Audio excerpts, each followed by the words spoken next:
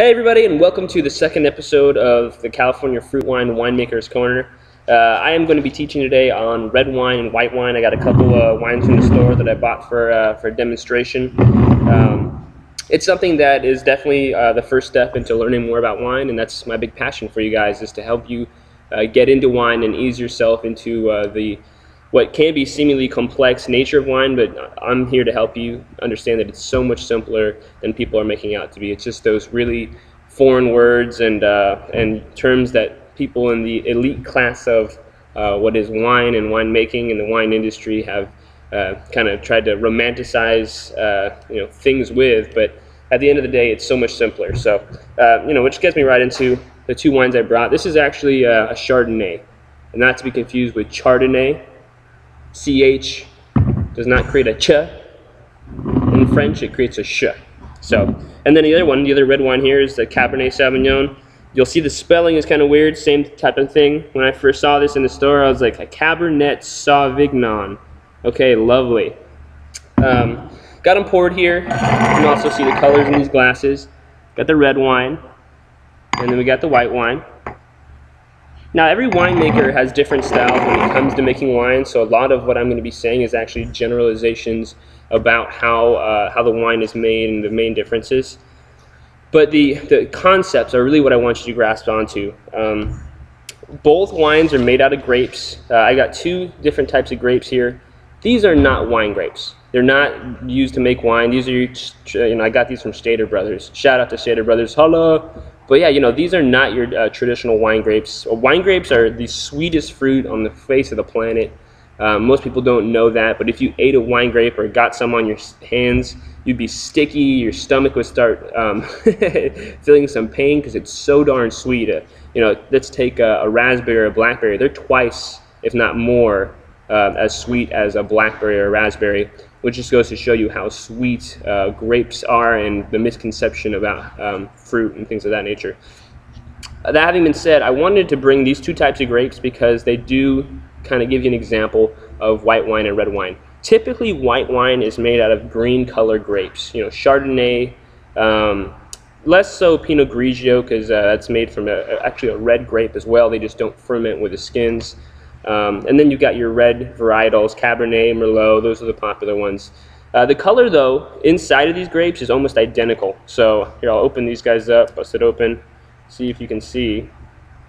It's a white, fleshy color. It's not that different at all. See that? The misconception probably is that the juice inside of a wine grape is dark and red, and some probably are like that, but the color really does come from the skins. And that's the main difference between white and red wine. When a winemaker is making a white wine, they press all the juices out of these skins, and then they take that straight juice and ferment it so that it turns into wine. And that's how you end up with a wine like your Chardonnay here. Now with red wine, they actually keep the skins, the seeds, and sometimes even some stems in with the fermentation. And that's what gives it the color. The fermentation breaks down the color compounds in here. They're often called tannins or anthocyanins. I mean, there's some chemistry involved, obviously. But the main consideration is the color is very closely tied in with the skin itself. So that's kind of the first thing you want to know about white wine and red wine. I do want to give these a little taste just to kind of give you guys, once again, the main difference in flavor profiles and everything. Red wines are typically aged quite a bit longer than white wines, from 9 months to 2 years typically, and then they get it in bottle and they sell it in the store. White wines, a lot of times they get it out in 6 weeks, and then it's in stores, but maybe sometimes 6 months. It's got a lot to do with the same factors that I was telling you earlier about these skins. These skins have really bitter components in them. They're called tannins. You might have heard someone describe a wine as being tannic or overly tannic. That compound in the grape adds complexity, adds layers, adds nuances, but very, very early on when a wine is quote-unquote young, that ends up being kind of disjointed and bitter and astringent, and it's not exactly a good flavor profile. That's why you age a wine, so that in a couple years those bitter components will soften out, become more integrated, and then ultimately the wine will be at its peak, which is nice. White wine only ages maybe 2, 3, 4, 5 years. Red wine is at its youngest 3 to 5 years, but oftentimes up to 20, 30, 40 years in bottle, because the more bitter, the more tannic it is, the longer it can age. A little secret. So a wine, you're like, how does this guy know it's going to age for 30 years when he tastes it? Because it just ripped his face off. It was so bitter and so tannic. That's how we knew. So, but let's get this a taste. Once again, if you remember episode number 1 of our Winemaker's Corner, we went over the 4 S's of wine tasting. They are swirl, smell, sample, and spit. Do a little recap here. Swirl the wine, smell it, and this is a store-bought wine, so you don't get a whole lot out of it, unfortunately. I get grapes. there's no real grape floral compounds to this. And then, like I said in the last episode, I do this like with water, and yeah, I do it 3 or 4 times before I typically sample the wine. But here we go, the sample.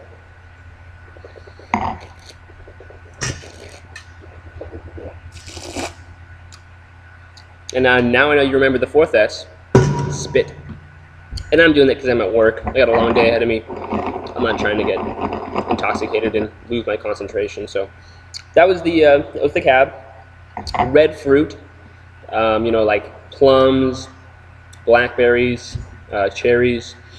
Usually the darker the wine, the darker the fruit flavors you get, because colors and flavors are very, very related. When we fermented our apricot wine and then all the sugars came out of it, it tasted almost identical to the pumpkin wine when all the sugars were out of it, because the orange compounds lend itself to flavor. So that's actually something that will probably help you as you're analyzing wine in the future. Take a look at the color. Keep those colors in mind as you're tasting it.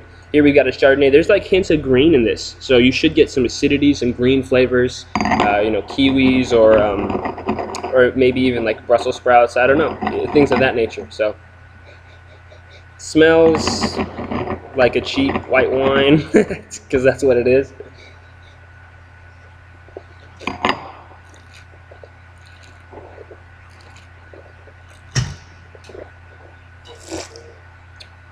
Yeah, green flavors. Maybe a little kiwi here. Ooh, asparagus, and what are those? Artichoke hearts. That's kind of the flavors you get out of that one. It's kind of weird to think that way, but obviously it's grape. It's underneath it, and the subtle notes that you get that reminds me of those other vegetables and fruits. Once again, a cheap white wine. Not too bad, but yeah, nothing to write home about. So the main considerations you want to keep in mind as you're considering red versus white wine is what you're pairing the wine with. Since red wine tends to have more complexity, more depth, more layers, and kind of more oakiness, you're going to typically end up pairing this wine with steaks, heavier meats, burgers, red meat, and then of course you got your white wine, which pairs with your fish, your chicken, salads, lighter foods, more appetizer based. There isn't a whole lot in the middle between these two, but that's kind of something I'll get into later. Fruit wine does kind of bridge that gap. You can pair it with almost everything. I will give a little shout out right now to California Fruit Wine, the company I started. Little Superman action. You like that? And then we got the California Fruit Wine logo on the mug. You like that, huh? I know what's up. Let me take my notes out real quick, make sure I covered everything, because I really, really want to get this done with. I wanted to give a shout out to some people who commented on the Facebook page. Shalise was the first one to say, good job, I liked it. Thanks, Shalise, big props for that. And then Kevin gave me some feedback. I like that. I won't touch my face so much, or will I? And then, Rhonda, one of our faithful customers, she came and brought me some jambalaya last week. And I want to give some shout outs for that. That's a good thing. If anyone else wants to do that, I will accept those types of gifts. So, if I missed anything, if you guys have any questions, shoot them at me via email, call me, text me, put it on my Facebook page, whatever works. Once again, my whole mission in doing these episodes and educating my peers and anyone else who wants to get into wine is that I've I haven't had resources to really get into it the same way that you can, because you're able to learn from things that I've learned, and yeah, I just have a huge heart for that. So um, let's see. I'm gonna try to think of a little catchphrase to end these episodes. If you have any good one-liners, shoot them my way. I'm gonna come up with one off the cusp here. I got one. Until next time, guys, stay classy and stay super cool. All right. I hope you guys enjoyed the episode. We'll see you next time. Bye.